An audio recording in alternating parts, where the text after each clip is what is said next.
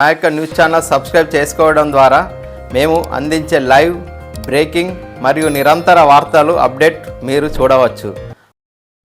జగిత్యాల జిల్లా ఇబ్రహీంపట్నం మండలంలోని డబ్బా గ్రామంలో బీఆర్ఎస్ రాజ్యసభ ఎంపీ సురేష్ రెడ్డి నిధులతో నిర్మించబోయే నూతన సీసీ రోడ్డు నిర్మాణానికి కోరుట్ల ఎమ్మెల్యే డాక్టర్ కల్వకుంట్ల సంజయ్ శంకుస్థాపన చేశారు.